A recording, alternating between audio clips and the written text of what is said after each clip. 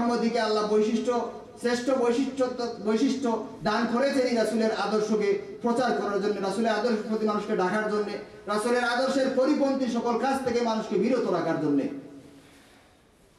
মুআজ্জাজ হাজিরিনে কেরাম, আল্লাহ রাব্বুল আলামিন আমাদেরকে অত্যন্ত সৌভাগ্যের অধিকারী করেছেন, শ্রেষ্ঠ নবীর উম্মত বানিয়েছেন, শ্রেষ্ঠ ইমামের অনুসারী করিয়েছেন, শ্রেষ্ঠ মাযহাবের অনুসারী বানিয়েছেন আমাদেরকে। তারপরে বর্তমান যুগের যে মুজাদ্দিদ, যার তুলনা এই যুগে হয় না, সেই ফুতুলি সাহেব কিবলার দাম মনে ধরার সুযোগ করে দিয়েছেন। সব দিক মিলাই আমরা এত সৌভাগ্যের অধিকারী হয়েছি। উম্মতে মুহাম্মদীর দায়িত্ব আমাদের উপরে যেটা রয়েছে, আমরা সেই দায়িত্ব যেন ঠিক মতো আঞ্জাম দিতে পারি। আঞ্জুমানে আল ইসলাম ব্যানারে এসে আল্লাহ রাব্বুল আলামিন আমাদের সকলকে যেন আমাদের জীবনের আজকের এই মাহফিলে আমরা এসেছি, এখানে শুধু আলোচনা করেই আমরা শুনেই গেলাম, চলে গেলাম, আলোচনা জায়গায় রেখে গেলাম তা নয়। আমরা এখানে এসেছি আমাদের আলোচনা যা হবে, যা শুনবো, রাসূল কি কারণে এসেছেন, রাসূল কি নিয়ে এসেছেন, সেগুলো আমাদের শুনে আমাদের ব্যক্তি জীবন থেকে নিয়ে পারিবারিক জীবন, সামাজিক জীবন, রাষ্ট্রীয় জীবন, যত ধর্মীয় জীবন, আপনার অর্থনৈতিক জীবন, সকল ক্ষেত্রে যেন বাস্তবায়নের আমরা চেষ্টা করি, সেই তৌফিক আল্লাহ রাব্বুল আলামিন আমাদেরকে দান করেন। ওয়া আখিরু দাওয়ানা আলহামদুলিল্লাহি রাব্বিল আলামিন।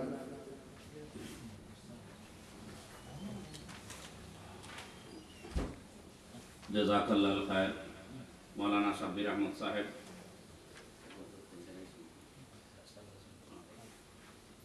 সম্মানিত উপস্থিতি, আজকের এই মহতী মাহফিলের প্রধান মেহমান, যিনি ওই ফিলাডেলফিয়া থেকে আসতেছেন, ইনশাআল্লাহ কিছু সময়ের মধ্যে মাহফিলে এসে উপস্থিত হবেন। রাস্তায় আছেন, ট্রাফিক সমস্যা। ওনার সাথে আরো একজন আমরা মেহমান পেয়েছি, he is from turkey. So উনি হচ্ছেন টেম্পল ইউনিভার্সিটির একজন প্রফেসর। ইনশাআল্লাহ উনিও আসতেছেন। আমরা এই দুটো মেহমানের জবান থেকে অত্যন্ত গুরুত্বপূর্ণ বক্তব্য শুনব। সুতরাং আপনাদের প্রতি অনুরোধ, মাহফিলের শেষ পর্যন্ত যাতে আমরা সবাই বসতে পারি, এর তৌফিকটুকুন আমরা আল্লাহ তাবারক ওয়া তাআলার কাছে চাইতেছি। সবাই বলি আল্লাহুম্মা আমিন।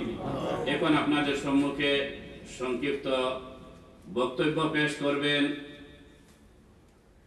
গাউসিয়া জামে মসজিদের সম্মানিত ইমাম ও খতিব আলহাজ হযরত মাওলানা হাফিজ মনজুর আহমদ সাহেব, সদস্য আঞ্জুমানে আল ইসলাম ইউএসএ।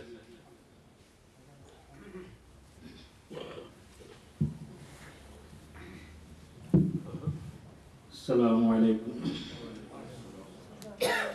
আলহামদুলিল্লাহি ওয়া কাফা ওয়া সালামুন আলা ইবাদিহিল্লাযীনা ইসতাফা। أما بعد فأعوذ بالله من الشيطان الرجيم. بسم الله الرحمن الرحيم. ولسوف يعطيك ربك فترضى. صدق الله مولانا العظيم. إن الله وملائكته يصلون على النبي يا أيها الذين آمنوا صلوا عليه وسلموا تسليما. صلى الله على سيدنا ومولانا محمد وعلى آله وأصحابه وسلم. صلى الله على سيدنا ومولانا محمد وعلى آله وأصحابه وسلم. আঞ্জুমানে আল ইসলাম কর্তৃক আয়োজিত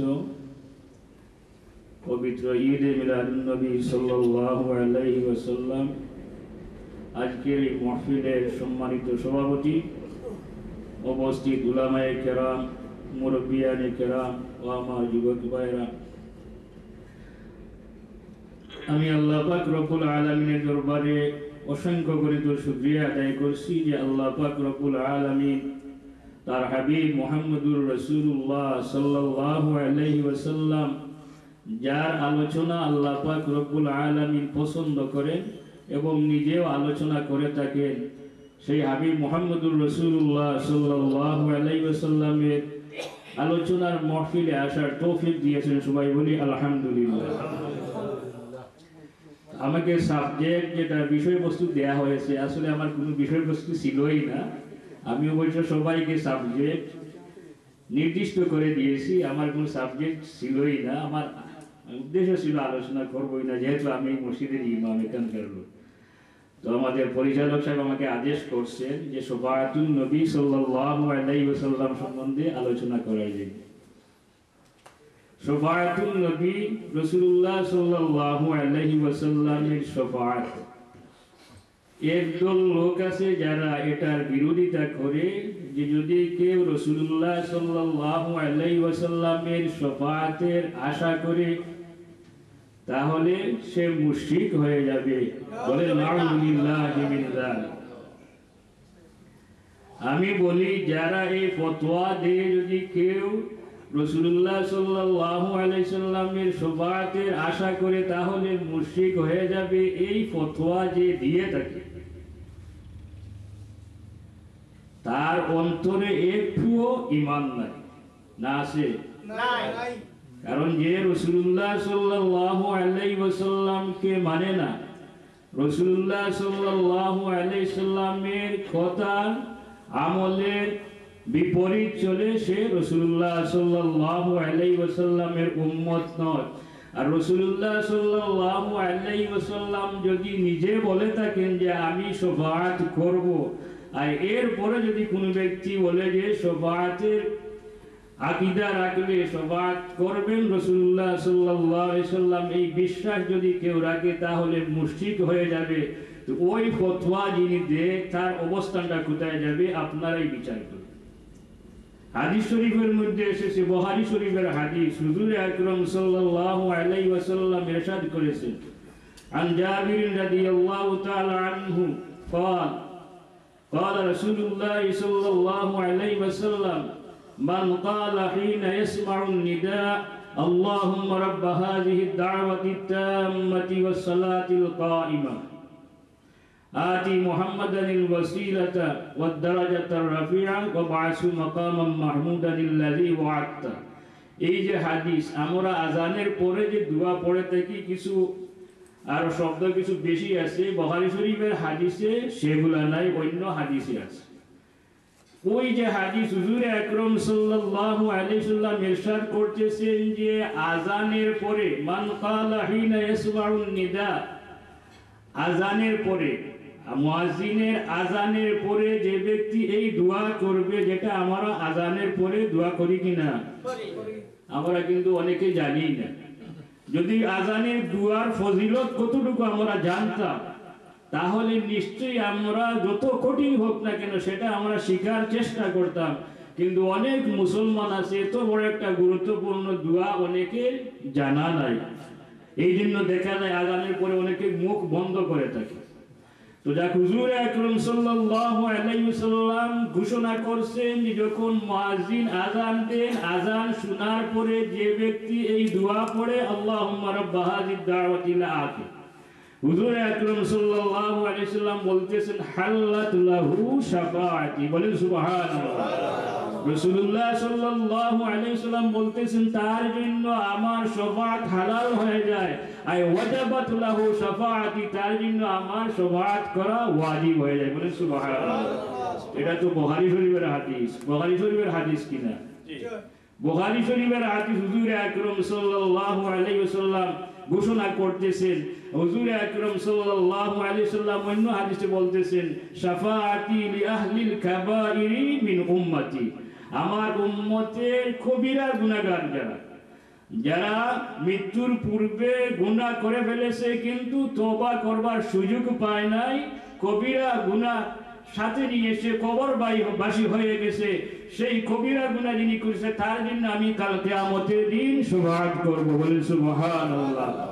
তো রাসূলুল্লাহ সাল্লাল্লাহু আলাইহি ওয়াসাল্লাম যেখানে বলতেছেন শাফাআত করব, আর সেখানে যদি কোনো ব্যক্তি বলে থাকে যে এটা বিশ্বাস রাখলে সে মুশরিক হয়ে যাবে, তাহলে ওই ব্যক্তির অবস্থানটা কোথায়? রাসূলুল্লাহ সাল্লাল্লাহু আলাইহি সাল্লাম আমাদেরকে আদেশ করেছেন এই দোয়া করার জন্য না। রাসূলুল্লাহ সাল্লাল্লাহু আলাইহি সাল্লাম আমাদেরকে আদেশ করেছেন এই দোয়া করার জন্য এবং বলেছেন আতি মুহাম্মাদানিল ওয়াসিলাতা ওয়াল ফাদিলাতা ওয়া বা'সু মাকামান মাহমুদানিল্লাযী ওয়া'আদতাহু। আল্লাহ যেন আমাকে মাকামে মাহমুদ দান করেন, এই মাকামে মাহমুদ দেওয়ার জন্য আল্লাহর কাছে দোয়া করো। উম্মতদেরকে আদেশ করেছে। রাসূলুল্লাহ সাল্লাল্লাহু আলাইহি সাল্লাম তার উম্মতকে বলেছেন